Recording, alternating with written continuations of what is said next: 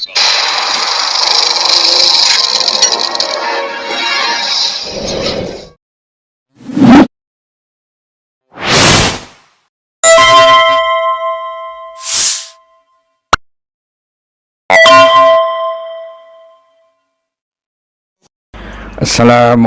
warahmatullahi wabarakatuh. Pemirsa, Jokowi game over ya, habis sudah Jokowi itu, dan tampaknya Wowo Wiwi itu retak ya, bahkan bisa pecah kongsi. Kalau sudah seperti ini, apa yang bagus ya untuk dilakukan ya, terutama para termulnya, PSI-nya yang kabarnya sekarang juga sedang marah-marah sama Prabowo, kabarnya nyerang-nyerang ya, tidak setuju terhadap abolisi terhadap Tom Lembong ya, amnesti kepada Hasto Kristianto ya. Apa yang perlu dilakukan sekarang ya? Siapkan saja ambulan ya di depan rumahnya Jokowi ya, untuk berjaga-jaga aja. Kalau nggak terjadi apa-apa baguslah, tapi kalau ada apa-apa terjadi dan mungkin kaget Jokowi terhadap sikap dan perilaku politik Prabowo seperti ini, ya artinya ini penting untuk persiapan. Siapa tahu kan begitu. Ya memang cukup mengejutkan, dan saya termasuk yang terkejut pemirsa, karena kan belum lama ya Prabowo itu datang ke Solo ya, perilakunya kayak begitu, bikin kita kecewa kan. Ketika dia datang ke Solo seperti itu, kayak banyak pengamat yang mengamati Prabowo yang di Solo itu kayak anak buah lapor kepada bos ya. Saat itu Jokowi, Iriana sama Gibran seperti bos dengan putra mahkotanya.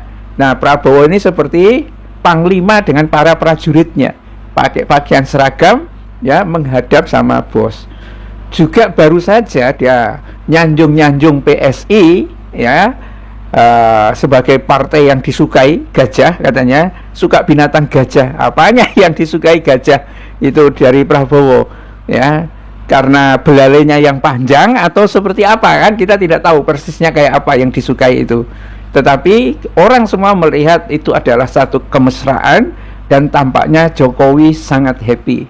Tiba-tiba ya, orang yang dibidik oleh Jokowi, yakni Tom Lembong dan Hasto Kristianto ya, hari ini mendapatkan abolisi dan amnesti. Dan yang bikin orang panas dingin itu adalah foto ya, selfie-selfienya antara Megawati ya, sampingnya itu anaknya Puan Maharani, anaknya yang lain Prananda, kalau tidak salah Prananda Prabowo apa siapa namanya, saya tidak tahu persisnya. Kemudian Dasko ya, semua sedang mengarah matanya kepada kamera, tanda bahwa dia sepertinya sedang menang terhadap pertarungan ini ya. Ini yang diunggah oleh Dasko ya, foto bersama Megawati usai umumkan amnesti terhadap Hasto. Di sisi lain, Megawati juga sudah mengumumkan semua kader PDIP itu dukung Prabowo ya. Kalau dalam bahasa politiknya ini memang tampaknya Jokowi babak belur ya, karena mungkin aktingnya itu sudah berlebihan. Jadi semua orang mau dipenjarakan yang kritik Jokowi itu, padahal kritiknya kan bagus. Wih, kamu itu ngaku ijazah Jokowi, punya ijazah Gajah Mada ya, coba tunjukin. Nggak mau nunjukin, malah buat reuni, dan reuninya itu abal-abal gitu loh. Masa reuni pakai mobil elep, kemudian ada pakai halo-halo, pakai speaker gitu kan, ngawasi jangan sampai tersesat ya, kan aneh gitu kan. Nah, mau memenjarakan sejumlah orang setelah memenjarakan Hasto dan juga Tom Lembong. Nah, mungkin ya sekarang orang akhirnya balik arah, politik itu balik arah, karena Jokowi juga menuding ada partai biru, orang besar, siapa lagi kalau bukan SBY kan. Tapi SBY bereaksi seperti itu, dan tampaknya ya, Prabowo tampaknya lebih pro ke SBY sekarang ini daripada ke Jokowi.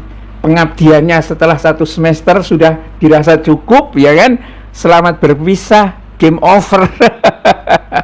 Ya, dan akhirnya Jokowi dengan semangat untuk mengkriminalisasikan Tom Lembong dan Hasto, dua-duanya orang ini sangat menghormati Anies Baswedan, membocorkan perilakunya Jokowi, ya kan?